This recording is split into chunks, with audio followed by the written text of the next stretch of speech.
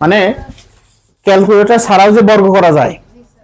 এর আগে আমি তোমাকে দেখাইছিলাম হচ্ছে 11 থেকে 20 পর্যন্ত কিভাবে ক্যালকুলেটর ছাড়াও বর্গ করা যায়। আজকে আমরা দেখাবো হচ্ছে 21 থেকে 30 পর্যন্ত কিভাবে তুমি ক্যালকুলেটর ছাড়া হিসাব করবে। সেটা এইভাবে ধরো, মনে করো যে আমি লিখলাম 21 উপর তুমি বর্গ করবে।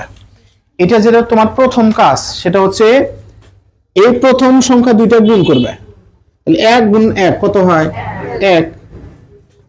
এরপর দ্বিতীয় যেটা কাজ, এই দুইটা সংখ্যা গুণ করবে, এই দুইটা সংখ্যা। তাহলে 2 গুণ 2 কত হয়? 4। এই গুণ ফলের সাথে এর যে কোনো একটার সাথে গুণ করবে, হয় এটার সাথে গুণ করবে, না হয় এটার সাথে গুণ করবে। তাহলে এই 4 যায় 1 এর সাথে গুণন, 4 হকে 4। এখন প্রথম দুইটা সংখ্যা যোগ করে বসাতে হবে। 2 গুণ 2, 2 যোগ 2 কত হয়? 4। 21 এর উপর বর্গ করলে হয় 441। আমি তোমাকে 22 দেখাচ্ছি।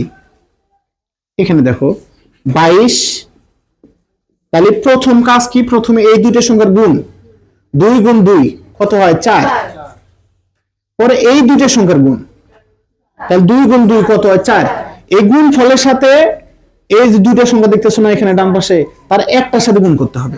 তাহলে এটার গুণ ফল কত? 4। 4 এই ধরো এই 2 এর সাথে গুণ করলাম, 4 দুগুণা 8। আমি এখানে 8 বসালাম। আর প্রথম দুইটা সংখ্যার যোগফল তুমি বসায় দিবে। 2 আর 2 যোগ কত হয়?